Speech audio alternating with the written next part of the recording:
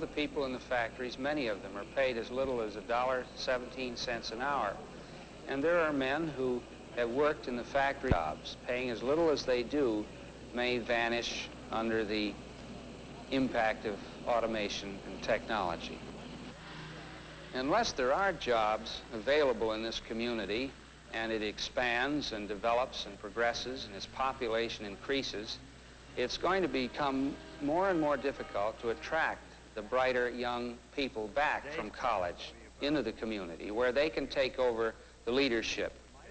One of the things that might attract young people back, if there were jobs available, and if there were enough young people who had gone on into college and wanted to come back, is the cultural life of the community.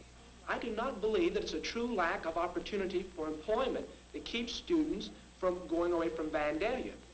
I do believe that if there were some more cultural or, say, intellectual aspects of this town, things that young people could do, things that young educated people would be interested in, I think no matter how hard, and I can speak for myself here, it would be to find a job or to find employment, I think I would still try to settle in this town because, after all, it is all of our home. The question of riding local leadership into the ground is a problem that I've heard discussed. With a relatively few number of people taking all of the responsibility, the tendency is to keep throwing all the jobs at them until they get driven into the ground and so exhausted that they have to withdraw from this stuff forever.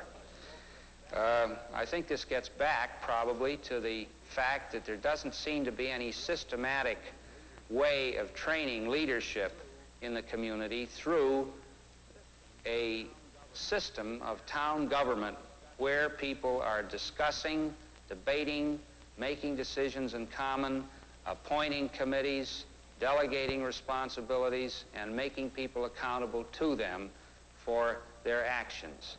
Probably few nations in history have examined themselves as relentlessly as we Americans do. When the subject is the small town, long cherished as the matrix of homely virtues and democratic ideals, the results are often explosive. Yet probably no one, neither Joe Lyford nor the people of Vandalia, had the slightest inkling of the national interest and furor that his book would arouse. The nation's press, news magazines, great metropolitan dailies, and small country publications reacted with an outpouring of articles and editorials of approving comment and angry rebuttal. Plainly, an exposed nerve had been touched. It was significant that the city dweller reacted as strongly as his country cousin. After all, many urbanites had come from small towns themselves, and their roots are still there. Of course, nowhere did the argument climb to a more intense peak than in Vandalia itself. Almost 1,500 copies of the book were sold here, an amazing figure for a town of 5,000. The ferment of discussion that ensued was climaxed by an invitation to Joe Lyford to return to Vandalia for a face-to-face confrontation between himself and the townspeople. More than 800 gathered in the high school gym to give Joe Lyford a piece of their minds. Since Mr. Lyford's visit to Vandalia, quite a few of our citizens have been inspired in different ways. I have been inspired to write a piece of poetry. I'll admit it isn't very cultural. It's just the ordinary garden variety. However, it does tell a story. And I have titled this bit of foul-de-row, A Guy Named Joe. I hope you like it. We've always had a quiet town where people went their way, never interfered with others, just passed the time of day. And one morning, something happened. A stranger came to town, and it didn't take him very long to turn it upside down. He was a quiet sort of guy, unobtrusive, you might say. But when the sun was shining, he was out there making hay. And when he talked to people, he sure did have a way. There's just one thing I gotta say. Joe Lyford ain't no sap, 'cause the talk that's in Vandalia sure put us on the map.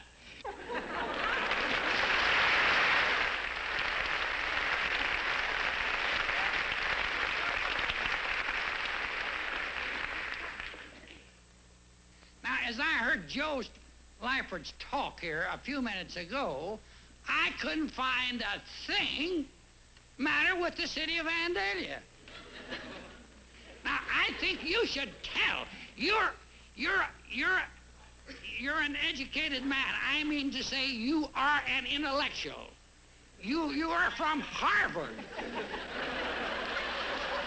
Now, what I want to ask is, what in the hell is wrong with Vandalia? And let Mr. Lyford tell me now what's wrong with Vandalia. I haven't been able to find out what it is.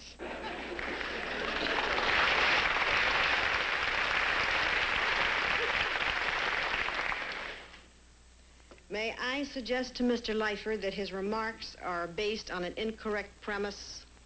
In a city, at a forum, or a gathering, you get up, you say what you please, and the chips fall where they may.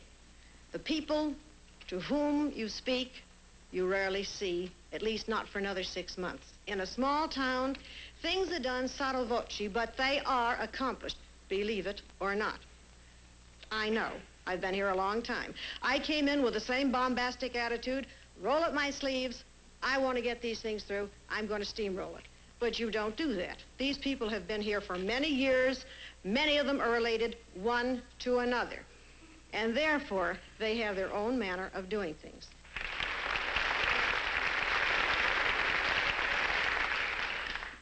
In your book, you made the statement, and I quote, "The majority of Vandalia housewives, particularly the older women, are quite satisfied to play bridge and pinochle and chat about local matters." Speaking for the older women, we would like to know how you happened to make this statement.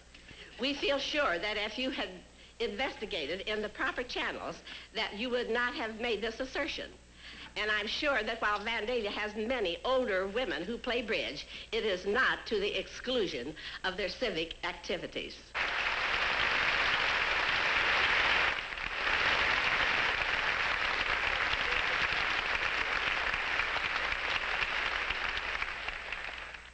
If anyone here is dissatisfied with Vandalia, that you move to Mounds or Mound City or Cairo in the southern part of our state, and returning home, Vandalia will look like heaven on earth, and I can assure you that.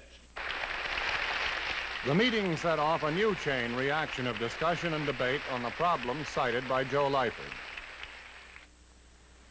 It continued in such popular forums as the Abe Lincoln Cafe.